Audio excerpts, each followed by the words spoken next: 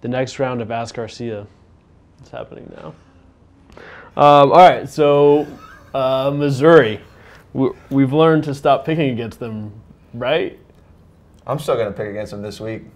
I mean, you kind of have to, right? You kind of have to. They're 14-point underdogs. I mean, I think they like playing like that, though. You know? Yeah. What if they get into the fourth quarter and it's close? I don't know. They've been putting up a lot of points in the fourth quarter. Yeah. Over the last few games. Every time I bet against them, they've won. I would like Alabama to win so that at least some SEC team is in the playoff. That's true. If Missouri pulls some sort of craziness in the fourth quarter. Corner, you know. If they get cornered in the fourth quarter, you never know with Matty Mock. I mean, I love seeing all the guys on Twitter and Facebook talking about, oh, you're not giving respect to Missouri, this and that. Listen, they've done great. They've done great. Yeah. But Vegas usually knows what's up, and 14 points is a lot of points. I think Missouri might cover that, though. Think we closer? Like, I think like 10? 10, maybe. Garcia spread, 10. 10. Take it right now. All right. So what are your thoughts on the whole playoff committee?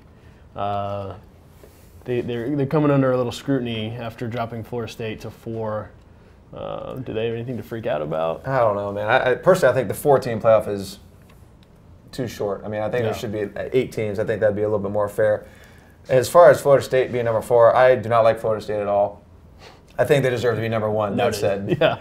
I mean, they haven't lost in 28 straight games. I think they deserve to still be ranked number 1. I'm really pulling for the Yellow Jackets this weekend. The Rambling Wreck. The Rambling Wreck, yeah. So do you think that the fact that they're the defending national champions should come into it at all? I mean, it's last year, right? I don't think last year should have anything to do with it. Yeah.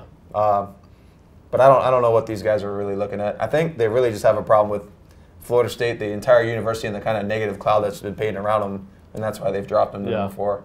Well, we'll see. One more week till anything matters at all. So, all right. What is Spurrier's realistic ceiling next year? What do you mean? Like, I mean, very disappointing season this season. Are they going to rebound? Rebound? I don't know. I think their defense will be better. Yeah. Their offense, they're going to have to replace Dillon. I don't know if Connor Mitch is going to be able to do it. Coach Spurrier and Coach Mingus haven't really expressed too much confidence in him. You know, they never even they never announced a backup quarterback this entire year. Yeah. There's never a second string guy. So I don't know if their offense is going to be very good. You know, hopefully one of those guys will step up, but I don't know. Yeah. I do not know, Justin King. I don't know. Do you think it'll be his last year though? Do you think he's going to stick around a little bit longer? I think he sticks around, and you know, when you say a 6-6 team is a bad year for Carolina, in 2007, if we would have won 6-6, that would have been, oh my God, we're going to a bowl game. This is awesome. This is great. Yeah. So I mean, it just shows you how quick the program's turned around from 2007 to where we are now. I think he stays at least 2 years. Okay. All right. Talking about people staying and going, are SEC fans too quick to call for people's heads, or is that just the life in the SEC? I mean, I think a lot of it is, I do think that it's just too fast. I mean, it's all like, what have you done for me lately, you know? I think it's a little unwarranted. You know, I was reading on, Twitter and stuff about Dylan Thompson after his game against Clemson. They were like, yeah, we should have had Pharaoh Cooper back there. I'm like, this guy broke the record for single season passing yards. You know, I mean, what's the big deal? Yeah. Let the guy play. I mean, he had a rough game. Who cares?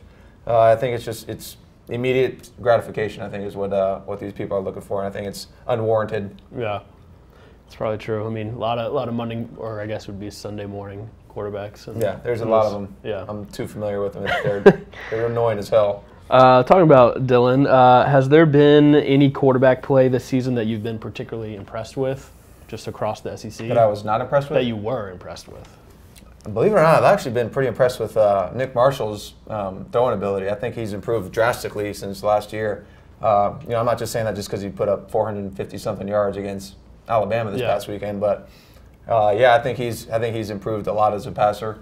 Even Dylan, I'm kind of a homer, but, when I saw him, when he first came on campus, I was like, how is this kid here right now? Who does he know? to where I saw him, the past 2 years. I mean, he's gotten so much better. So, he's a hard worker and, good guy. Talking about Nick Marshall, I mean, even earlier this season, people were calling for his head because he wasn't a great passer. Now, I think he's improved drastically from last year. Does the lack of a truly dominant team speak to parity this year, or is it kind of a down year for the SEC? I just think everybody's so competitive now. Yeah. It seems like all these teams are so high up in the rankings for recruiting. It's just everybody's gotten much more competitive. I think they're getting the top line coaches, just everywhere. I mean, Mark Stoops is now at Kentucky.